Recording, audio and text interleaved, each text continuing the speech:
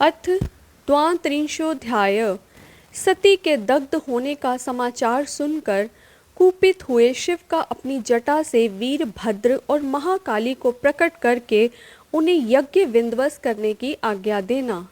नारद जी बोले, हे ब्राह्मण, आकाशवाणी को सुनकर अज्ञानी दक्ष ने क्या किया तथा अन्य उपस्थित लोगों ने क्या किया और उसके बाद क्या हुआ, इसे बताइए।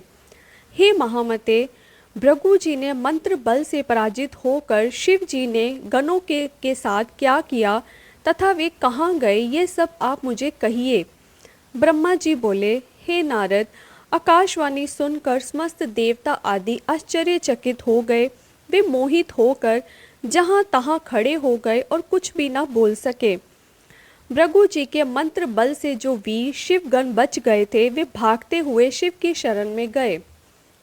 वे महातेजस्वी शिव जी को आदरपूर्वक प्रणाम करके जो चरित्र हुआ था वे सब बताने लगे।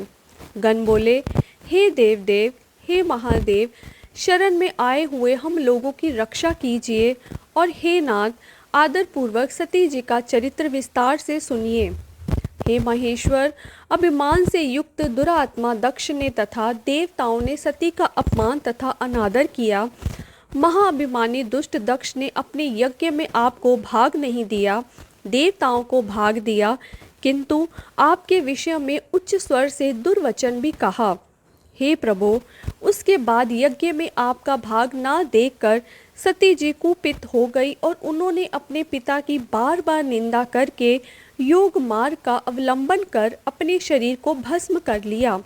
यह देखकर 10,000 गण लज्जावश शस्त्रों से अपने अंगों को काटकर वहीं मर गए। बचे हुए हम लोग दक्ष पर कुपित हो उठे। हम लोग भयानक रूप धारण कर वेग पूर्वक यज्ञ का विध्वंस करने को उद्युक्त हो गए, परंतु विरोधी भृगु ने अपने मंत्र बल के प्रभाव से हमारा तिरस्कार कर दिया। हे विश्वम्बर, हे प्रभु, अब हम लोग आपकी शरण में आए हुए हैं। आप हमारे ऊपर दया करते हुए इस उत्पन्न भय से हम लोगों को निर्भय कीजिए। हे महाप्रभु, दक्ष आदि सभी दुष्टों ने अत्यंत गर्वित होकर उस यज्ञ में आपका बहुत अपमान किया है। हे शंकर, इस प्रकार हमने अपना सती का और उन मूर्खों का सारा वृत्तांत आपसे कह दिया। अब आप जैसा चाहते हो वैसा कीजिए। ब्रह्मा जी बोले, हे नारद, अपने गणों का यह वचन सुनकर प्रभु शिव ने उनका संपूर्ण चरित्र जानने के लिए शीघ्रतापूर्वक आप नारद का स्मरण किया। हे देवऋषि, भगवान के स्मरण करने पर दिव्य दर्शन वाले आप वहाँ शीघ्रता से पहुँच गए और भक्तिपूर्वक हाथ जोड़कर शिव जी को प्रणाम कर वहाँ खड़े हो गए। उसके बाद स्वामी शंकर जी ने अपनी प्रशंसा करके दक्ष यज्ञ में गई हुई सती का समाचार एवं अन्य दूसरी घटनाओं के संबंध में पूछा। हे नारद, शिव जी के पूछने पर शिव स्वरूप आपने शीघ्र ही जो कुछ भी दक्ष यज्ञ में घटित हुआ था वह सब समाचार कह दिया। हे मुने, आपके मुख से कही हुई बात को सुनकर महारुद्र प्रकर्मी भगवान शंकर शीघ्र ही अत्यंत क्रोधित हो उठे। लोक का संहार करने वाले रुद्र ने उसी समय एक जटा उखाड़कर क्रोध से उसे पर्वत के ऊपर पटक दिया। हे मुने, भगवान शंकर द्वारा जटा पटके जाने के फलस्वरूप वह जटा 2 टुकड़ों में विभक्त हो गई और उससे महान प्रलयंकारी भयंकर शब्द उत्पन्न हुआ। हे देवऋषि, उस जटा के पूर्व भाग से महाभयंकर महाबली सभी गणों में अग्रणी वीरभद्र उत्पन्न हुए। वे चारों ओर से पृथ्वी को घेर कर 10 अंगुल पर्यंत पृथ्वी से ऊपर स्थित हो गए। वे प्रलयाग्नि के समान थे और 1000 भुजाओं से युक्त थे। उन महारुद्र महेश्वर के क्रोध युक्त निश्वास से 100 प्रकार के ज्वर तथा 13 सन्निपात उत्पन्न हुए। हे तात, उस जटा के दूसरे भाग से महाकाली उत्पन्न हुई, जो बड़ी भयंकर थी और करोड़ों भूतों से गिरी हुई थी। मूर्तिधारी वे सभी ज्वर क्रूर तथा संसार को भयभीत करने वाले थे और अपने तेज से ऐसे प्रज्वलित हो रहे थे मानो सबको जला देंगे। तदनंतर वाक्य विशारद महावीर वीरभद्र हाथ जोड़कर शिव जी को प्रणाम करके कहने लगे। वीरभद्र बोले, हे महारुद्र, सूर्य, सोम तथा अग्नि रूप नेत्र वाले हे प्रभु, मैं कौन सा कार्य करूं, शीघ्र ही आज्ञा प्रदान कीजिए। हे ईशान, क्या मैं आधे ही क्षण में समुद्रों को सुखा दूं, अथवा हे ईशान, क्या आधे ही क्षण में पर्वतों को चूर चूर कर दूं, अथवा हे हर, क्या मैं क्षण भर में सारे ब्रह्मांड को भस्म कर दूं, अथवा क्या मैं क्षण भर में देवताओं एवं मुनीश्वरों को भस्म कर दूं, अथवा हे शंकर, क्या मैं सभी लोक का श्वास रोक दूं, अथवा हे ईशान, क्या मैं संपूर्ण प्राणियों का विनाश कर डालूं। हे महेश्वर, आपकी कृपा से कोई भी कार्य ऐसा नहीं है जो मैं ना कर सकूं।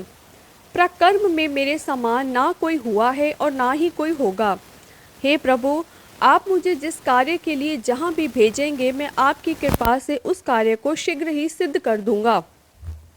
हे हर, आप शिव की आज्ञा से शुद्र जन भी इस संसार सागर को पार कर जाते हैं, तो क्या मैं इस महान विपत्ति रूपी समुद्र को पार करने में समर्थ नहीं हो सकता। हे शंकर, आपके द्वारा भेजे गए तृण से भी क्षण मात्र में ही बिना प्रयत्न के द्वारा बड़ा कार्य किया जा सकता है, इसमें संशय नहीं है। हे शंभो, यद्यपि सारा कार्य आपकी लीला मात्र से ही सिद्ध हो सकता है, फिर भी यदि आप मुझे भेज दें तो आपकी बहुत बड़ी कृपा होगी। हे शंभो, हे शंकर, आपकी कृपा से मुझ में ऐसी शक्ति है जैसी कि आपकी कृपा के बिना अन्य किसी में भी नहीं हो सकती। आपकी कृपा के बिना कोई एक तृण भी हिलाने में समर्थ नहीं है, यह सत्य है, इसमें संदेह नहीं है। हे शंभो, हे महेश्वर, सभी देवता आपके नियंत्रण में हैं, उसी प्रकार मैं भी समस्त प्राणियों के नियामक आपके नियंत्रण में हूँ। हे महादेव, मैं आपको प्रणाम करता हूँ, मैं बारंबार प्रणाम करता हूँ। हे हर, आज मुझे अपनी इष्ट सिद्धि के लिए आप शीघ्र ही भेजिए। हे शंभो, मेरे दाहिने अंगों में बार बार संपंदन हो रहा है। हे प्रभु, आज मेरी विजय होगी, अतः आप मुझे भेजिए। हे शंभो, इस समय मुझे विशेष हर्ष तथा उत्साह हो रहा है और मेरा मन आपके चरण कमल में लगा हुआ है, अतः पग पग पर मेरे लिए शुभ प्रणाम का विस्तार होगा। हे शंभो, उत्तम आश्रय स्वरूप आप शिव में जिसकी सदृढ़ भक्ति है, उसी की सदा विजय होती है और उसी का प्रतिदिन कल्याण होता है। ब्रह्मा जी बोले, हे नारद, उनके द्वारा कहे गए इस वचन को सुनकर मंगलापति सदाशिव अत्यंत प्रसन्न हो गए और हे वीरभद्र, तुम्हारी जय हो, यह आशीर्वाद देकर उनसे पुनः कहने लगे। महेश्वर बोले, हे तात, हे वीरभद्र, शांत मन से मेरी बात सुनो और शीघ्र ही प्रयत्न पूर्वक उस कार्य को करो जिससे मुझे प्रसन्नता हो। इस समय ब्रह्मा का पुत्र दक्ष यज्ञ करने के लिए तत्पर है। वह महाअभिमानी, दुष्ट तथा अज्ञानी विशेष रूप से मेरा विरोध कर रहा है। हे गणश्रेष्ठ, तुम यज्ञ को तथा यज्ञ में सम्मिलित सभी को भस्म करके शीघ्र ही मेरे स्थान को पुनः लौट आओ। देवता, गंधर्व, यक्ष तथा अन्य कोई भी जो वहाँ हो, उसे आज ही शीघ्र सहसा भस्म कर डालना। वहाँ ब्रह्मा, विष्णु, इंद्र, यम कोई भी हो, तुम उन सबको प्रयत्न पूर्वक आज ही गिरा दो। देवता, गंधर्व, यक्ष तथा अन्य कोई भी जो भी हो, वहाँ उन्हें आज ही शीघ्र सहसा भस्म कर डालना। दधीची की दिलाई हुई मेरी शपथ का उल्लंघन करके जो भी वहाँ ठहरे हुए हैं, उन्हें निश्चय ही तुम प्रयत्न पूर्वक जला देना। यदि ब्रह्मवश प्रथम गण और विष्णु आदि वहाँ आ जाएं, तो शीघ्र ही अनेक आकर्षण मंत्रों से खींचकर उन्हें भस्म कर देना। जो मेरी शपथ का उल्लंघन करके गर्वित हो वहाँ ठहरे हुए हैं, वे मेरे द्रोही हैं, अतः उन्हें अग्नि की लपटों से भस्म कर देना। यज्ञ के यज्ञ स्थल में, दक्ष के यज्ञ स्थल में स्थित लोगों को उनकी पत्नियों तथा सामग्री सहित जलाकर भस्म करके शीघ्रता से पुणे चले आओ। तुम्हारे वहाँ आने पर विश्वदेव आदि देवगण भी यदि सामने आकर सादर स्तुति करें, तो भी तुम उन्हें शीघ्र ही आग की ज्वाला से जला डालना। इस प्रकार जो भी मुझसे द्रोह करने वाले देवतागण वहाँ उपस्थित हो, उन्हें शीघ्र ही अग्नि की ज्वाला में जलाकर मेरे समीप लौट आना। मंत्र पालक समझकर उनकी उपेक्षा कदापि ना करना। हे वीर, पत्नियों तथा बंधुओं सहित वहाँ उपस्थित दक्ष आदि सभी को लीला पूर्वक भस्म करने के बाद ही तुम जल ग्रहण करना, अर्थात कार्य पूर्ण होने के अनंतर ही पूर्ण विश्राम करना। ब्रह्मा जी बोले, वेद मर्यादा का पालन करने वाले काल के भी शत्रु तथा सर्वेश्वर शिव जी ने रोज से आंखें लाल लाल कर कर महावीर वीरभद्र से इस प्रकार कहकर मौन धारण कर लिया। अति श्री शिव महापुराणे द्वितीयायां रुद्र संहितायां द्वितीय सती खंडे वीरभद्रोत्पत्ति शिवोपदेश वर्णनम नाम द्वांत्रिंशोऽध्याय।